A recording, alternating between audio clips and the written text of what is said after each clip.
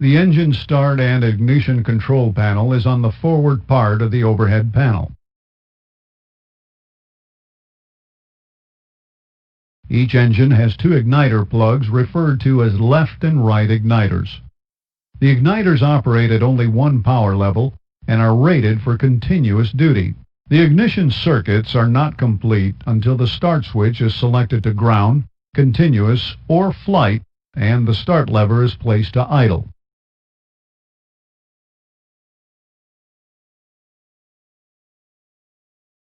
Placing the ignition selector switch to ignition left selects the left igniter on each engine, which is powered by the respective AC transfer bus. The ignition right position selects the right igniters, which are powered by the AC standby bus. The both position selects both igniters.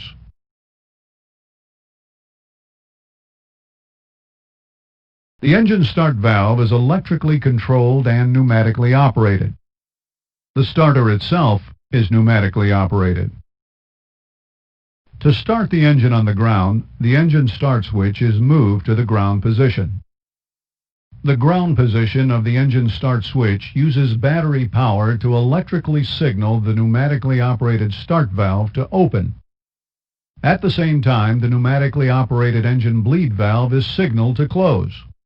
The start valve open alert appears on the upper DU when the start valve is open.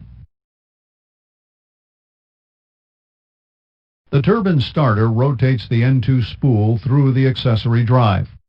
Airflow through the engine will rotate the free N1 spool. You should verify both the N1 and N2 rotate before the start lever is moved.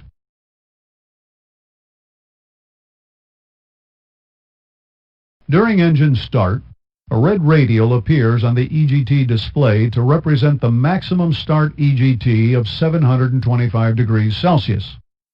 This radial remains in view until the N2 RPM reaches 50%.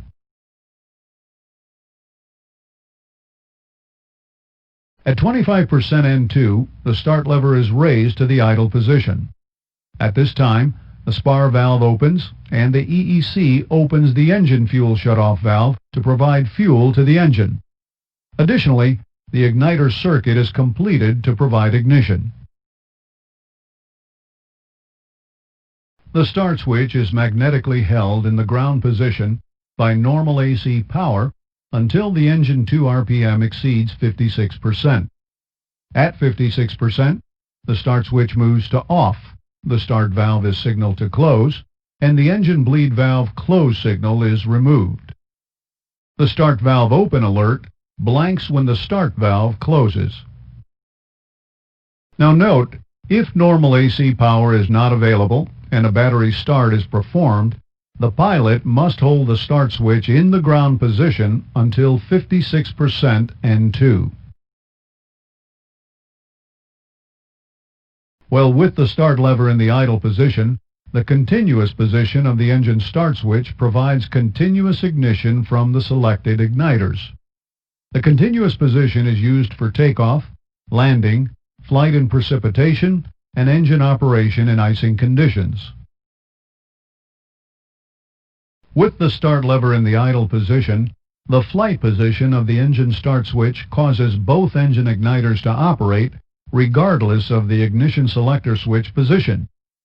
The flight position is used in heavy precipitation or for some in-flight engine starts.